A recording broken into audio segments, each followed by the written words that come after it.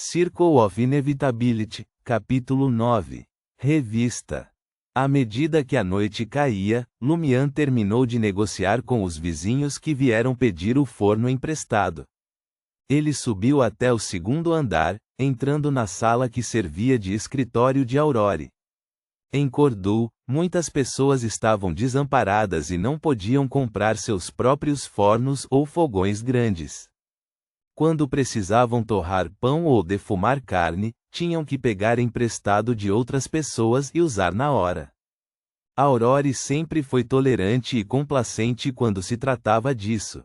Qualquer um poderia pegar emprestado o forno, mas teria que pagar os custos do combustível ou trazer seu próprio carvão e lenha. Atualmente, ela vestia sua camisola de seda branca e estava deitada em uma cadeira reclinável, seu foco apenas no livro que segurava sob a brilhante lâmpada alimentada por bateria na mesa. Lumian não queria incomodá-la, então puxou indiferentemente um livro mais fino da estante e sentou-se no canto. Véu oculto. Que tipo de revista é essa? Lumian ponderou, olhando para a capa adornada com símbolos enigmáticos.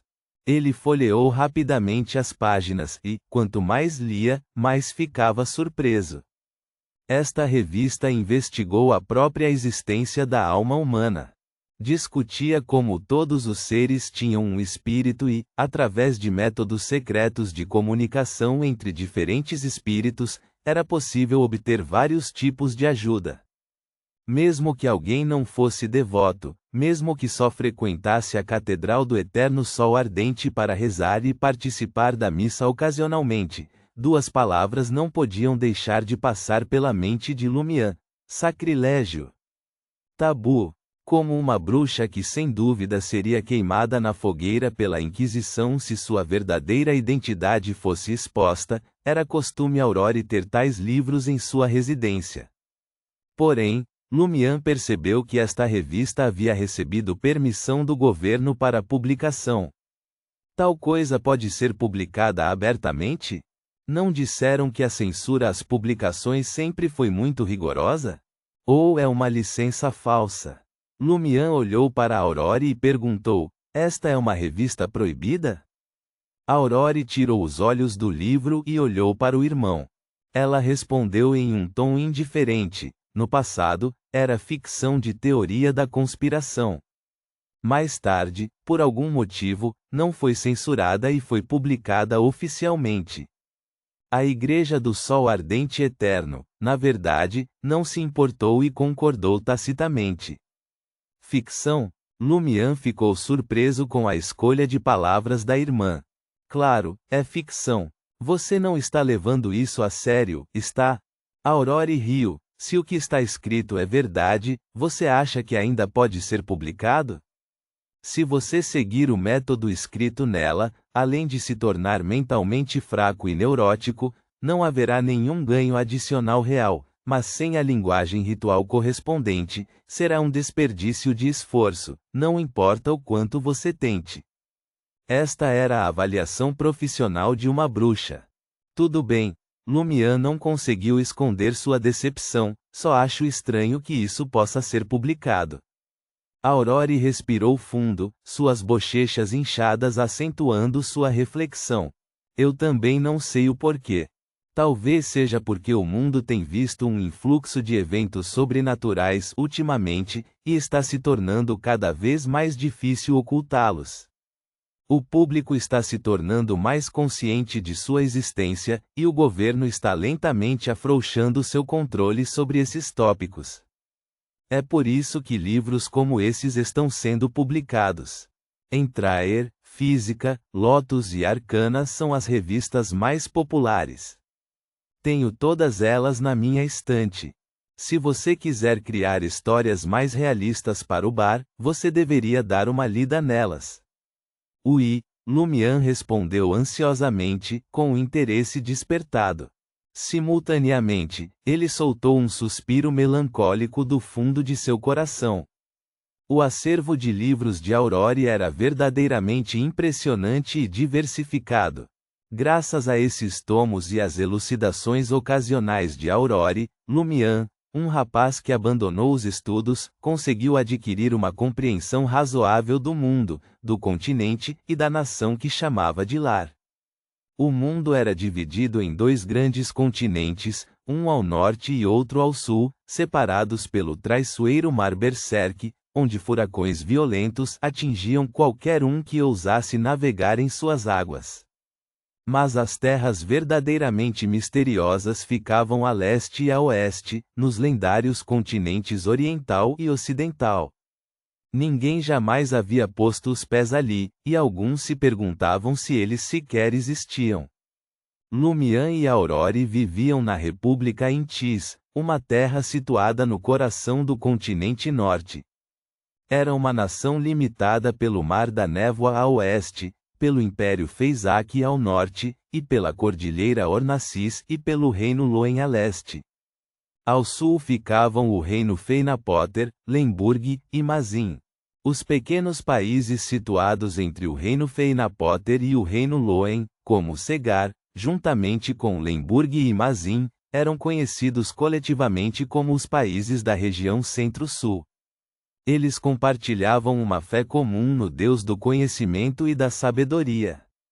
O continente sul já havia caído sob o domínio das várias potências do continente norte. Quer tenha sido o Império Balan, o Reino da Paz, o Reino Hagent ou qualquer uma das outras nações, ele praticamente perdeu a sua autonomia. Mesmo assim, uma resistência feroz contra a colonização ardia nos corações dos conquistados. Além do Mar Berserk que divide os continentes norte e sul, havia outros grandes mares, o Mar da Névoa a oeste da República Intis, o Mar Sônia a leste do Reino Loen, o Mar do Norte ao norte do Império Fezak e o Mar Polar ao sul do continente sul. Eles eram conhecidos coletivamente como os Cinco Mares. De todas as nações do continente norte, o Reino Loen era a mais forte, com a República Intis logo atrás. O Império Fezak, derrotado na última guerra, caiu para o quarto lugar. O Reino Feinapoter subiu para o terceiro lugar. E entre os países da região Centro-Sul, Lemburg reinava supremo.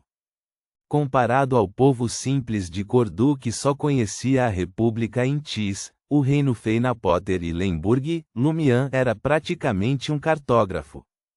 Na verdade, não era nenhuma surpresa, considerando que os pastores da Vila Cordu só viajavam para os reinos vizinhos de Feinapoter e Lemburg. Eles tinham apenas uma compreensão limitada dessas terras. As pessoas nas aldeias do norte da região de Dariege eram igualmente provincianas. Além dos assentamentos vizinhos, eles só podiam citar Traer, Surrite e alguns outros centros metropolitanos. Lumian ficava muitas vezes perplexo. Como Aurore adquiriu um conhecimento tão vasto? Todos os livros que ele lia foram escritos por Aurore, e todos os seus exames práticos foram preparados por ela. Aurore tinha uma resposta para cada pergunta dos livros que lia. Mas o que o surpreendeu ainda mais foi a experiência dela em diversas formas de combate. Era simplesmente surpreendente que uma mulher na casa dos 20 anos pudesse acumular tanta sabedoria. Algumas pessoas não conseguiram acumular tanto conhecimento mesmo depois de viverem 50 ou 60 anos. Será que estes são os pilares de um verdadeiro bruxo? Lumian ergueu os olhos novamente e olhou para Aurore, perdido em pensamentos. Enquanto Aurore dava tapinhas nas bochechas enquanto lia, ela dificilmente parecia uma estudiosa ou uma bruxa. Aurore captou o olhar de Lumian e perguntou: "O que você está olhando?" Lumian rapidamente mudou de assunto. "Da última vez você mencionou que possuo o conhecimento necessário para passar no vestibular?" Aurore ponderou por um momento antes de responder. "Em teoria, você poderia ser admitido em qualquer universidade, mas como nunca fiz esse exame específico, não posso dizer com certeza quais perguntas serão feitas." Roseli certamente fez um grande estrago na população. Acho que é uma coisa boa. Sem dúvida, o reinado do imperador Roselle gerou o exame de admissão à faculdade, e continua sendo um elemento constante da vida acadêmica até hoje. A mente de Aurore mudou de repente. Ela lançou um sorriso malicioso para Lumian e perguntou: por que você não fez sua parada habitual no bar hoje para presentear os clientes com suas histórias? Não sou um alcoólatra de verdade, respondeu Lumian enquanto folheava sua revista. Ler em casa é igualmente agradável. E ajuda a acalmar meus nervos e aliviar minha mente. Lumian acrescentou silenciosamente. Aurore assentiu e olhou para o lugar de Lumian no canto da sala. Por que você está sentado tão longe, fingindo pena, fraqueza e desamparo? Chegue mais perto. Você precisa de iluminação adequada para ler à noite, caso contrário, seus olhos sofrerão. Aurore com certeza tem jeito com as palavras, Lumian refletiu. Embora eu entenda o significado por trás de lamentabilidade, fraqueza e desamparo, ainda é uma combinação estranha.